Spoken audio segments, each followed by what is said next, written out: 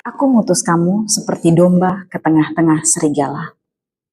Para pendengar yang terkasih, Injil Matius bab 10 ayat 16-23 berbicara tentang panggilan untuk mewartakan kabar baik. Yesus tidak pernah menjamin bahwa dengan mengikuti Dia, para murid akan memperoleh kenyamanan dan keamanan. Bahkan, Ia sendiri mengibaratkan para murid sebagai domba dan tantangan yang akan dihadapi seperti kawanan serigala. Domba merupakan hewan yang melambangkan kelembutan, kepatuhan, dan juga ketidakberdayaan. Dalam mengikuti Yesus dan melaksanakan tugas pewartaan, para murid menghadapi berbagai tantangan, baik ejekan, penolakan, penganiayaan, dan lebih parahnya adalah pembunuhan. Hal ini terjadi sejak awal jemaat Kristen dibangun. Kalimat perutusan yang Tuhan tujukan kepada para murid juga ditujukan kepada kita semua yang ada di sini. Yesus mengatakan bahwa para murid harus cerdik seperti ular dan tulus seperti merpati. Dalam konteks ini, ular melambangkan kecerdasan, kewaspadaan, dan kemampuan untuk berpikir strategis.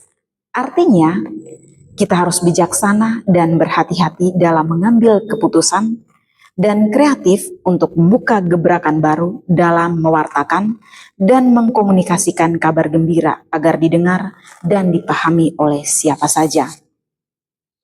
Cerdik seperti ular dan tulus seperti merpati. Yesus menekankan keseimbangan antara ketulusan dan kecerdikan. Menjadi pengikut Kristus, kita tidak boleh menjadi orang yang bodoh dan mudah ditipu. Tetapi kita juga tidak bisa menjadi orang yang kehilangan ketulusan dalam berinteraksi dengan orang lain. Menjadi saksi Kristus berarti kita juga harus berani jujur di tengah budaya manipulasi. Memilih berintegritas meski tidak terlihat. Menunjukkan belas kasih saat yang lain bersikap sinis. Melayani dengan rendah hati bahkan saat tak dihargai. Bertanggung jawab, dapat diandalkan, dan berkompetensi tinggi. Orang tidak bertanya tentang iman kita secara langsung, namun mereka akan melihatnya dalam cara kita menghadapi tekanan, dalam tanggapan kita terhadap kritik, dan dalam cara kita memperlakukan yang lemah.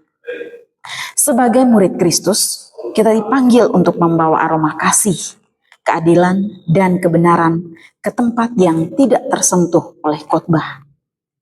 Mengikuti Kristus bukan sekedar aktivitas rohani di hari Minggu.